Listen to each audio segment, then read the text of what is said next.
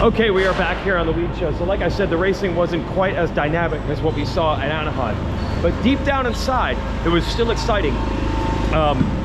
Everybody wants to see this 7 or 8 rider battle, and unfortunately, a couple of riders were out quickly. Malcolm Stewart was on fire in his heat race. He won. He was fast, like old school Mookie, heat race Mookie, fast in the whoops. It's great. Crowd was loving it. He went down early in the main, and then he went down again.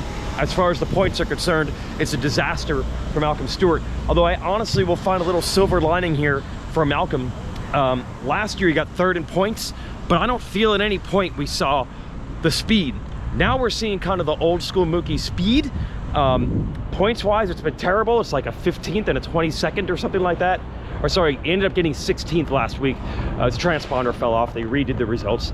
15, 16, or whatever it might be. Not a great start results wise, but speed is there.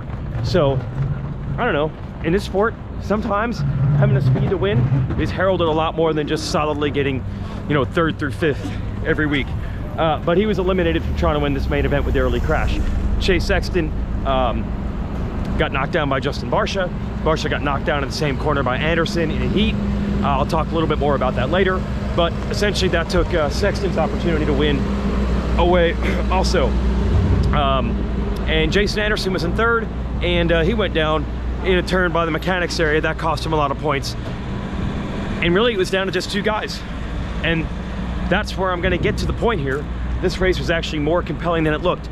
Not by the amount of guys that led laps, not by the amount of passes or lead changes or anything like we had at Anaheim, but we got to see this irresistible force versus did I say removable object? Well, last year, Webb was a removable object. He was removed from championship contention because he wasn't good. Well, he's back. So let me restate this. Tomac versus Webb tonight was irresistible force versus the immovable object. That's the actual phrase. We know how crafty Webb is late in the race, and he did it. He had the lead. Tomac got around him, stayed with him for a little while. Middle part of the race was not good for Webb. Tomac got it to about 3.5 seconds. It looked like it was over. And we know that Tomac's fitness is as good as anyone who's ever done it in this game. He's not gonna fade. And I think Webb knows it's a steep challenge. He's got that late race craftiness. We've seen him use it on the likes of Ken Roczen over and over. But to do it against Tomac, tall order. But he did do it. He really got it down. He got it from 3.5 down to about 1.5 seconds. Both riders said that this was really a tough track for the lap riders. And that hurt Tomac while he was leading. But Webb said as the track developed, he said the loose turns, the less rutted turns, Eli was a lot better at opening up the track and got away from him there. But as the track got more rutted and rougher, those tight insides, which is Webb's specialty, really started to work for him. It didn't work enough for him to overhaul him with the last lap heroics like we've seen Webb in previous years. But he kept it interesting. And that's all we've got right now, because Eli Tomac is threatening to absolutely dominate. When you get Eli Tomac, a slow starter in the series, winning the first 2 races, leading most of the laps tonight, and the only reason he didn't in Anaheim is because he crashed and he still won. And by the way, Eli's starts are down good now. That used to be a weakness. You got to find some silver lining if you're looking for someone to challenge the guy. And I think even after just 2 races, it's pretty clear that this is a much better Cooper Webb than last year. And it's going to be fun to watch that Webb craftiness late race thing versus the indefatigable fitness of Tomac. That could be fun to watch. The other guys, yikes. If you're Sexton, you've already lost some points. If you're Malcolm, you lost a ton. If you're Anderson, you lost a ton. That's not good. They've got to rebound quick, and they got to hope that Tomac gives them an opening, which to get back in it, which is not a specialty of Eli. I mean, we used to talk about the weirdo Eli races back in the day, but they were like 7th places at worst. Do you see this guy getting 7th at any point? Anything can happen in racing. And Eli was asked about that in the press conference. You know, we asked him, this is actually interesting. He's, I believe, 2 wins away from surpassing Ricky Carmichael for 3rd in the all-time Supercross win list. And he said, I don't even want to talk about it till I get there. He doesn't want to take anything for granted. And he's, you never know, you never know, you never know. And he's just harping on that point over and over. It's kind of the same thing for Jet Lawrence in the 250 class. He's been dominant. There's almost nothing to say there. The 250 race was a carbon copy of what we saw at Anaheim 1. Jet gets out front, leads every lap, wins again. And McAdoo gives him a good run early Then there's some mistakes, got arm pump after the mistakes. Hard on himself for that, because that's what McAdoo always is. He's tough on himself. And RJ Hampshire was able to come through. RJ saying that he had a big crash and a big hit to the head on Wednesday, and he did not feel good this weekend. He was honestly pretty happy to end up with second. So let's get to the last battle on the track, which was for the podium. Like I said, Sexton went down, Anderson went down. That left Barsha and Ken Roczen battling for third and fourth. At one point, Roczen got around him, and then Barsha got back around. And look, I mentioned it last week, it is the balloon versus porcupine when you get guys battling with Roczen. Kenny did not want to make contact. He got around him, and then Barsha got back to the inside, and Kenny, I kind of feel, was just like, you can have it, don't touch me. And Barsha had already had some controversy earlier in the night when Jason Anderson came in on him on a corner and knocked him down.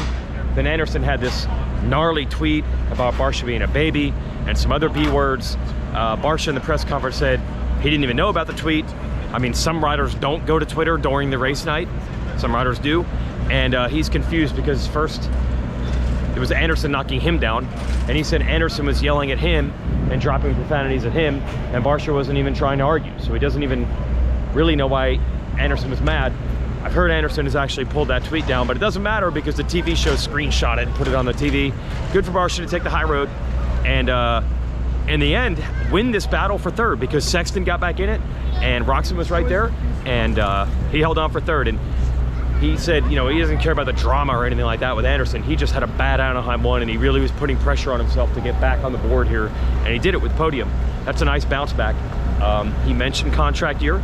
He mentioned how much he likes the new platform Gas is on. So things are looking up for Barsha. You know, the headline is going to be that tweet from Anderson and the drama, the typical Barsha bam bam stuff. But he's happy with the riding and the motorcycle and getting that podium, and he earned it. They pushed him down the stretch, and a nice improvement for Roczen, I feel, over Anaheim 1. Was one position better, but you know, there were times where you looked and you're like, oh, they're not that far off of Eli Webb, so that's exciting. And Sexton had the crash. What's up? So that was a bummer. We didn't get to see what we didn't get to see all around what he had, but maybe we'll get it at the next one, because like I said, I gotta find the silver lining. We gotta find the potential of someone challenging Tomac down the stretch. Dunge here. We good?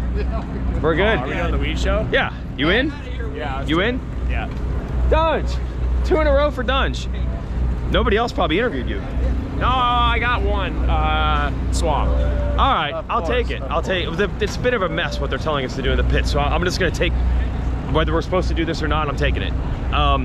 First of all, the main, was it you and Barsha? Yeah. Is it racing? Or do we have a whole thing here? Where are we at? I don't know. I mean, there's not much you can really do with that, because you're gonna get the same thing every time. So. Okay. So you're just playing it cool. I actually talked to him before the main event, and then he just came in. I mean, he took me to like clean off my bike. So okay. I don't know. It's just, you kind of expect that from him. I didn't know he was behind me. That's kind of, probably could have guarded the inside a little bit more. Yeah. But didn't know he was right behind me. So after that, I went back to probably like 10th, and then got back to 5th. So not ideal tonight. Definitely not great. Do you feel like you had, you know, if not for the knockdown, did you feel you rode okay? Yeah, I rode good. Yeah. My lap times were good. Just, I mean, when I started actually from where I was out on the gate, I actually got a good start. So I was stoked with that. Dude, you were like 3rd. I'm like, how? Yeah. From the LCQ. Yeah. I got a good start, and then that got ruined by Justin. But other than that, I mean, I rode good. I mean, it was not a stellar ride by any means, but I was 2 seconds away from a podium. So after being on the ground, and I stalled it. So. You stalled? Yeah, I stalled it. Oh. It wasn't a great night, but dude, the heat race, that was a scary one. Are you okay? Yeah, I mean, I was actually right next to Cole, and I was straight as an arrow. I went to double out, and I hit an edge that was I couldn't see, and just kicked completely sideways, and just landed sideways. I'm all good. So. Ooh, okay. We saw you walking away, and I'm like, thank God. No, my tank had looked like it got dropped off like the Eiffel Tower. So. Oh, the gas tank broke. Gas tank was like. That was gasoline that came out. Yeah. Because we saw water. It was gas. Gas, yeah. Okay, you're done. Yeah. All right, so you'll take a 5th after all this drama? I mean, I'll take it now because I have to, but yes. yeah, not ideal, but it's got to move on with it now. And go back next week and we got Triple Crown, so a lot can happen there. Yeah.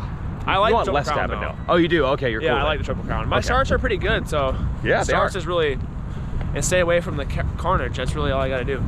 That's right. All right, thanks. One guest on the Weege Show. Yep. This guy's great with media. He is. I got to give credit. Thanks. The agent probably tried to tell him no, but he did it. He's a good guy. Yeah, thank you. Hey, look at that. We got an interview. Chase Sexton. Okay, so I guess there was Plusher drama. I really thought that it was going to be like, nah, it's just racing, but nope. Nope. It's the balloon and the porcupine. It's just gonna happen, man. It's just gonna happen. Yeah, Anderson knocked Barsha down in the heat, and then in the same corner, Barsha knocked Sexton down in the main. But look, it wouldn't matter that much if Eli Tomac hadn't gone 1-1 and looked freaking phenomenal doing it. And Webb threw everything he had at him, and Webb looks very, very good this year, and it wasn't enough to get him. Long season, but not a good sign for anyone not named Eli Tomac. That's the Weege Show. Thanks to Race Tech. See ya.